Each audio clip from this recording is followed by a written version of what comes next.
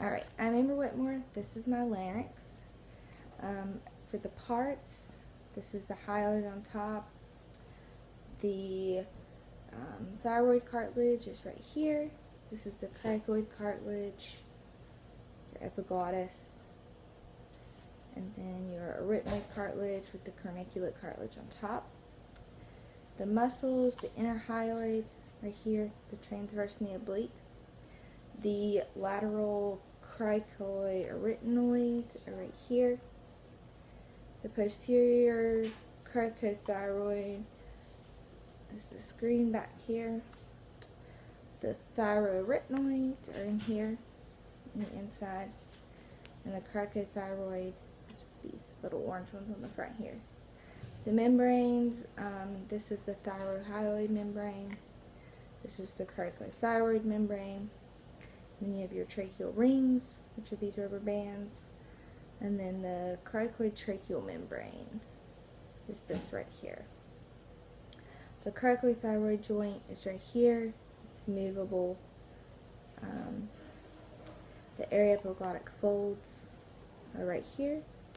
And then the superior and recurrent nerve, which is part of the vagus nerve, is this right here. It goes to the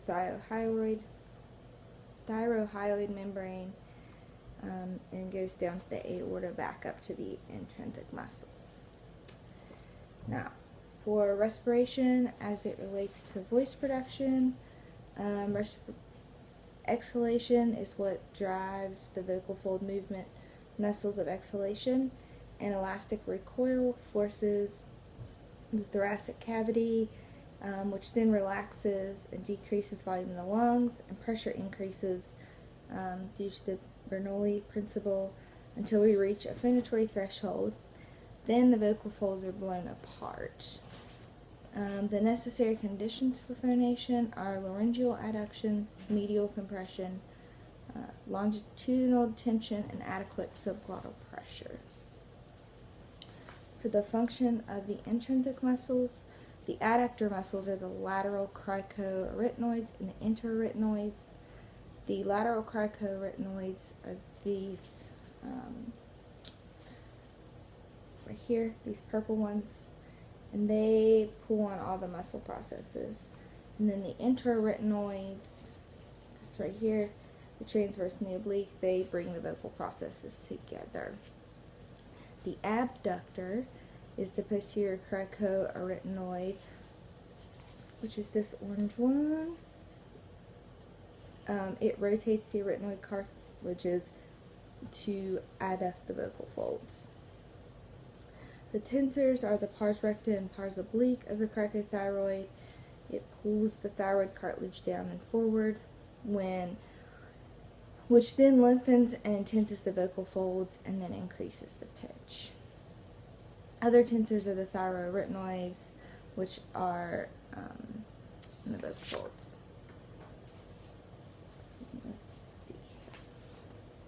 The cartilages and how they move relative to each other, and the effect each may have on the vocal and vocal folds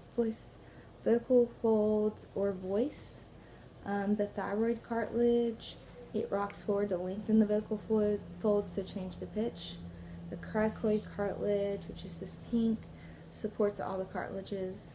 The arytenoids rock and slide to move the vocal folds, and the epiglottis protects the airway. The nerve supply to the intrinsic muscles, the vagus nerve is the primary cranial nerve for larynx, and the superior branch supplies the cricothyroid muscle, and the recurrent branch supplies all intrinsic muscles except for the cricothyroid. The myoelastic aerodynamic theory of phonation, this is when the subglottal pressure builds and reaches a threshold and air rushes through the glottis. Velocity increases and pressure decreases, once again due to the Bernoulli effect. The vocal folds suck back together until subglottic pressure is reached again. And then the mucosal wave is the motion of the vocal folds being blown open from the bottom to the top, and the wave that it creates when that happens. And that is it.